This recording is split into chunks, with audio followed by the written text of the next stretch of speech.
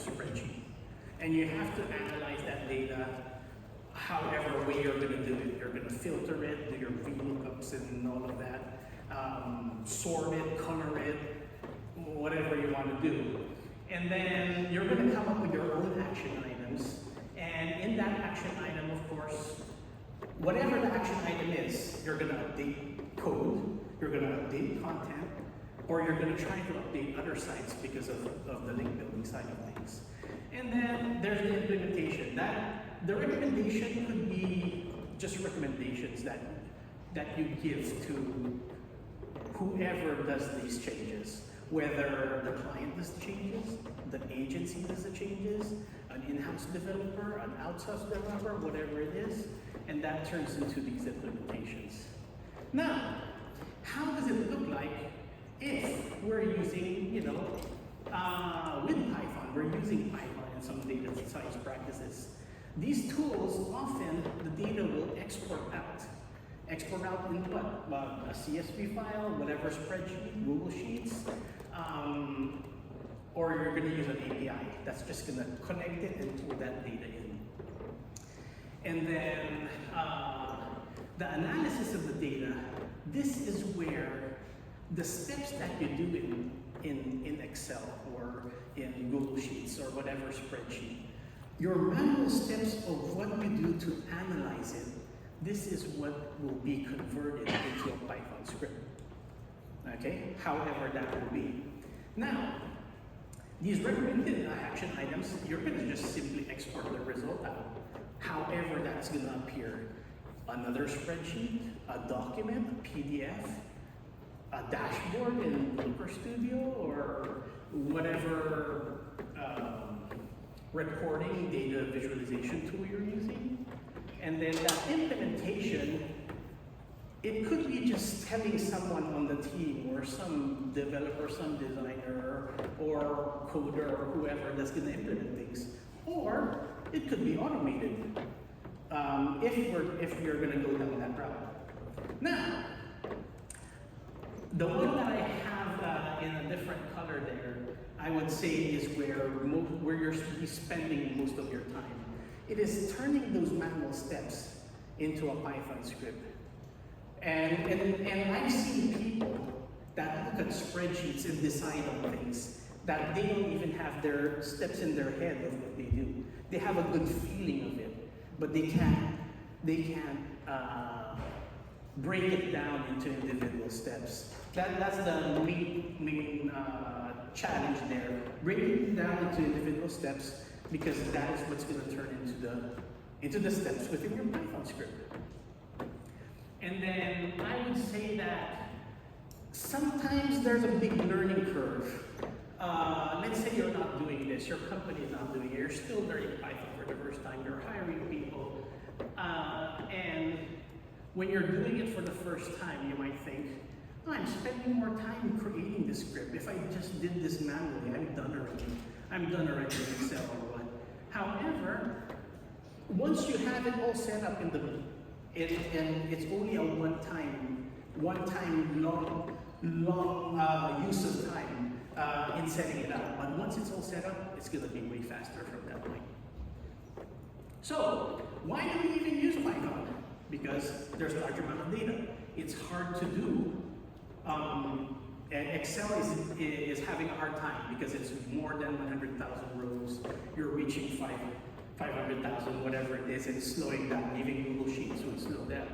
Or maybe it's not that large, but you keep doing it. It's repetitive.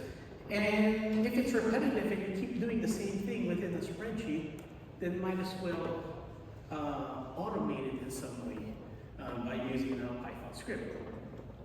And then once that is done, then of course it's faster. It's faster in getting the data and analyzing the data and interpreting the data. So, in doing this, where will our data come from? There's a number of tools. Crawling tools, keyword research tools, content analysis tools, things that tell you about the crawlability, indexability, and so on. And there are some that try to do them all, like the ones on the extreme right there, they try to do a lot of these things.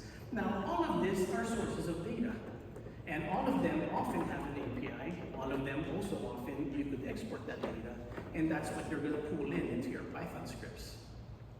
Now, another thing I wanted to talk about, which has been becoming more popular lately, is the metrics related to analyzing content, which is maybe you've heard about it, is the vector embeddings. I'll attempt to kind of explain this for those that are probably not that familiar, but I'm a chemist before, and coming from a science background, there's scalar quantities and there's vector quantities, and the difference is a scalar quantity is just magnitude, and a vector quantity is a magnitude and direction. And for you to determine direction, there's a change across a Cartesian coordinate plane or an x and y axis. So let's say this is an x-axis, this is a y-axis, and you have some line there. And there's two factors. I'll kind of invent some factors right now, not even SEO related. Let's say employee happiness and salary. As salary goes up and then employee happiness goes up. Okay, it's pretty straightforward. Now, sometimes let's add in another factor. So you have 3 dimensions. Maybe you add in like benefits, and you have 3 factors now. And this is for the happiness of one person, the salary and the benefits. And let's say there's another factor, but there's a distance between them. Instead of looking at it as a change in direction, you could look at it as how close these are together. And these are considering 3 factors in 3-dimensional space. You could add more factors, but it becomes more confusing. And when it's more confusing, it's harder for our mind to interpret that visually, because our minds are wired to 3-dimensional space. But scripts could do that, math could do that, and we'll just let the math do it for us. But in NLP, neuro-linguistic programming, vector embedding, what do they look at? There's a bunch of stuff. Semantic similarity, gender and role relationships, tense, like past tense and future tense, polarity, good or bad, formal, informal, topical relevance, lexical hierarchy, like animals and dogs, where animals is the higher hierarchy, contextual dependency, it relies on other words to understand what this other word is about, like apple to computer and apple to fruit. It will depend on the other words around it to know what the apple is, what the apple is referring to. Sentential structure, how it's used in a sentence, emotional tone, and all of those factors, you could imagine them, they turn into clusters, and how close they are to each other, the more related these topics are. Now, there's several tools that they use vector embedding, Screaming Frog, and so on. So these are the ones that I found online. However, other tools, there's probably a way to do that, even though they're not saying that they can. But I suggest these are the first few ones that you could look at, because you could analyze content and how closely they're related to other content on other pages. Now, after looking at these input of data from all your tools and from your vector embedding, what are some examples that I could think of where you could use Python? And some of these we've already done internally with our own agency, and within the 20 minutes of time, probably we're not going to go through a lot of these, but just thinking about it, reporting dashboards from different tools and pulling insights that you normally don't see. And some of my examples, revenue by keyword, or quantifying page speed updates on traffic and revenue. Keyword research, targeting the best keywords if you're handling a large set of keywords. And then for the vector embedding, finding duplicate content. You could easily find how close one page is to another. And then identifying internal linking opportunities, because you want pages to be relevant. And then alt text at scale, because you want the alt text to also be related to the page, and even writing title tags and descriptions. For example purposes, for discussion purposes, I'm going to go through the keyword research side of things. And let's go through that. So, looking at it in keyword research, everyone will have their own process. Everyone does things differently.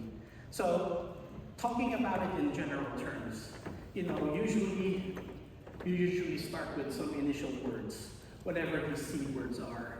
And then from there, you basically expand on it because you're using your keyword research tools. It will give you tons of suggestions. Depending on how popular the industry is, sometimes you get 100,000s of keywords. Sometimes you get 1,000. Of course, it becomes more challenging the larger the set becomes. And then, this is where you analyze it and you try to narrow it down to determine what is important, what will work, what will not work, what will I target. And then you kind of, finalize that into the final list of what you want to target.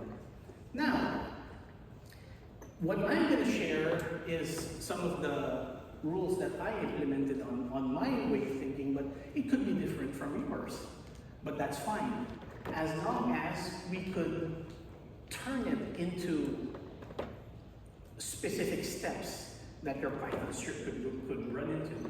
So, in this specific example, our seed words, using it from Common Sense, pulling it from Google Search Console or SEMrush, or looking at the main navigation, for example. Keyword exploration is expanding on that. I looked at competitors from SEMrush, and the competitors are not necessarily from SEMrush, but could also be from the client that gave their competitors. And then the keyword analysis where the Python script runs, and then how it's exported is basically your final list. So here are some examples of some of these rules when we're looking at the Python script. There. This is what I was mentioning earlier is, if it's a more popular industry, if you have more competitors, if you have more keyword rankings, you'll just have more keywords. All of that will have more keywords. And when you have more keywords to analyze, sometimes it becomes more difficult to do manually.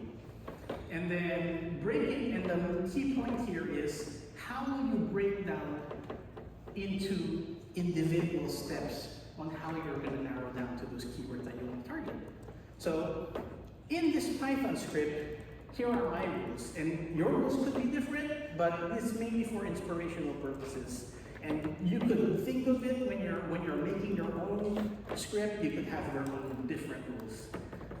One thing is I wanted a good balance between long tail and head terms, because I didn't want all long tail. I also wanted some head terms. Head terms typically have more search volume, long tail doesn't, but long tail tends to convert well compared to your head terms. I wanted a balance of transactional, informational, navigational. Why did I want that? Transactional, pretty obvious, that's what generates the revenue, that's what generates the conversions. The informational, because of AI overviews, it's a large block, it's mainly informational, and it's nice to have those informational keywords and informational pages and targeting those too. And then navigational is more of like a customer support. People search Google to navigate the website, from phone numbers, how to return a package, and things like that.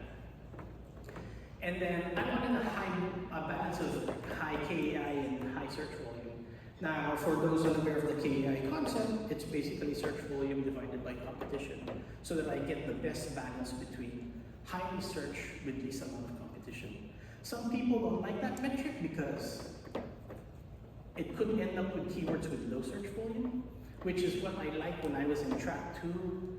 I was in track 2 before this and listening to Ross Hudgens, and he mentioned that he just has a general pattern of words and doesn't even look at keyword research, and he knows that these pattern of words are typically searched a lot. Even in his process, which is not my process, could be turned into a rule that Python could do for him. And then other rules, why I like looking at keywords where multiple competitors are ranking for it. Why? Because often you easily filter out branded terms of your competitors or terms that are not industry related. If more than one competitor ranks for that keyword, most likely it's industry related. And oftentimes this could take out like 50% of the keywords that you don't intend to target anyway. So it's a quick rule that could be applied. And then I want a good balance of topics. If a company has a very popular product and the search volume of that product is very high, however, the revenue is very low. Maybe they make they have a better profit margin on product Y than product X. But since the search volume of product X is so high, sometimes it's not included if you're just sorting it by search volume or KAI or what. But if you group them by clusters, by topic, and you choose per cluster, then you get a good balance of different topics. And the clustering script I use here is a machine learning script called k-means clustering, where Python basically runs it, and you say how many clusters I want, and it's going to split it up on the clusters you gave it. I want 100 clusters, I want 20, and it's going to put the keywords into groups that are related within those clusters, and then I choose per cluster. And then a simple exclude list. If there's a word that just keeps on going in there and you just don't want it, then put it in your include list or exclude list. And then there's a step that I used to do that I don't do anymore. I called it long tail pattern analysis, which is it looks for the common long tails, like common 3 words among 5, 6, 7 words, where these 3 words happen so often. And then I add up the search volumes together. Because if you target that, you're targeting all the variations of it. Why am I not including it anymore? Because I probably don't know how to script it properly yet, where it just runs forever, it takes so long. Sometimes my script hangs. I think I'm gonna go back to that when I find a better way of doing it. Good thing ChatGPT could help out in that area as well. I just haven't asked ChatGPT yet. And then, whether this is 100 or 100,000 or 1,000,000, as long as you have your rules already, the script's going to narrow it down for you based on your rules. Now, I'm doing a keyword research example, and your keyword research may be not based on these rules. It could be done on anything, in any process, as long as you could break it down into individual rules or individual steps, and your Python script could run the rest. Okay? Yeah, different SEOs have different processes. So I mentioned that already. Now, once you already have your final target keyword list and your SEO uses it, it goes into different places, and sometimes that's the end of this keyword research process. It goes to the SEO, goes to the writers, goes to whoever is going to do any updates on the site. They're going to do changes in some key areas of the site, from your title tag, meta description, and so on, and that's it. However, if you want to go to the next level and want to automate this, then you could use a script for it. And ChatGPT has an API wherein you could ask it to rewrite your keywords, your title tags for you, for example. It's just going to basically say, in this script, there's just portions of screenshots here, and they're too small, and they're not intended for you to read, but just examples of the code. But what is happening here is, it's going to check each and every page of your site, check if it's using the key, it's going to find the most related page, and it's going to check if you're using the keyword or not. How are we finding the most related page? The vector embedded that we mentioned earlier. And then, is it going to be used or not? It's simply a string comparison. Is it used in the title? And if it's not, ask ChatGPT to rewrite it. And when it's rewritten, and I did the cost for this. Is it expensive? It's not that expensive. It's just a few cents for a bunch of words, a bunch of title tags, a bunch of pages. Now, and here is basically when you're using those words, grouping them in categories and subcategories. you could use the vector embedding of screaming frog, and then you could now make the Python script to basically update your title tag or your meta description or your headings, depending where you want to do it. And most of your CMSs will have APIs. Most of your CMSs will have some type of way, either create your own extension, module, plugin, add-on, whatever they call it, and integrate it and upload it and do it. Now, I do suggest to do a manual QA check, especially in the beginning, because, you know, it could be far off.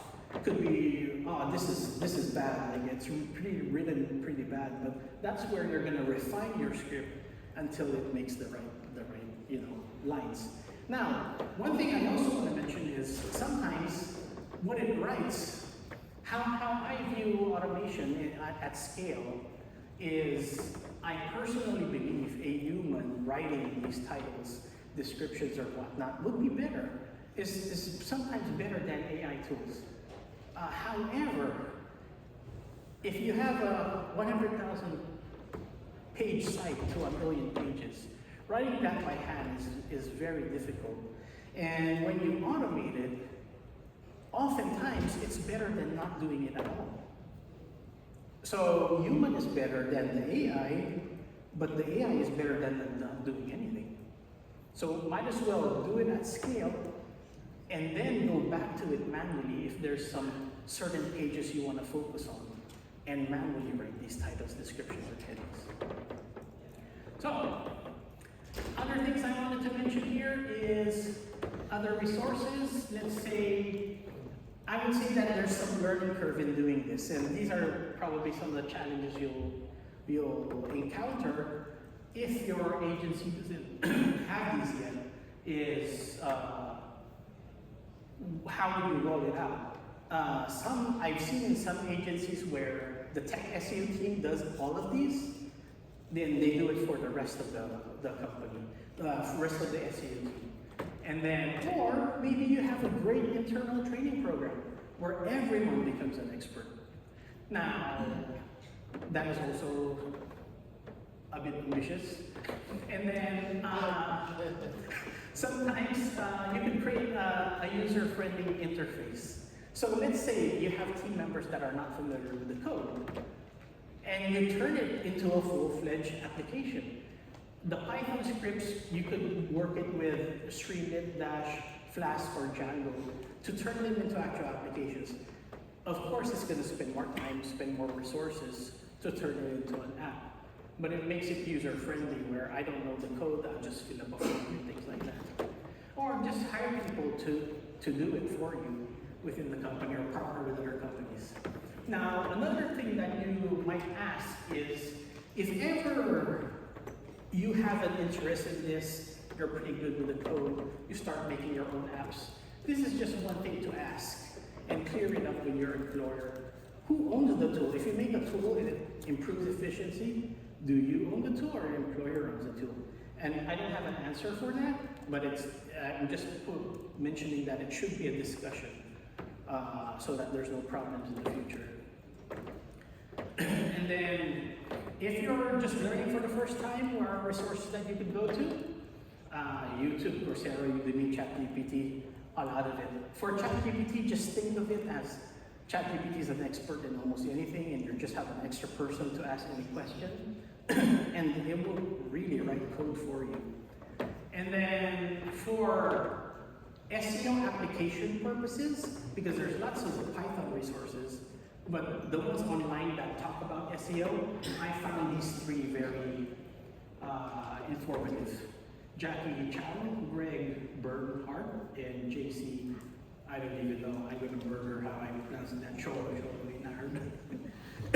And when you get a copy of this, of course, you'll be able to click on those and find their websites, or you could just Google them. And welcome to San Diego. A little bit about myself. Been in the industry for some time. I've been a chemist. Was my first profession, and then a web designer developer before I went into SEO. Played around in social, paid media, and so most of the time I was working in a digital marketing agency, but I've been in-house as well as freelance also at the same time. Majority of my life or working life is already in the US, but there was some time I was in the Philippines. And then I've spoken at several conferences, and I've won cash in a new car in different SEO competitions. They're ranking competitions. Ranking and the deadline date who ranks the highest wins, basically. I like biking, but I'm getting older. It's hard. BMX is hard at my age. Mountain biking is getting hard at my age. Martial arts is getting hard at my age, but those are my interests. And right now, as a homeowner, part of my hobbies is home repair. And welcome to San Diego. I'm local. And I guess we'll skip the questions and just go on to the next speaker.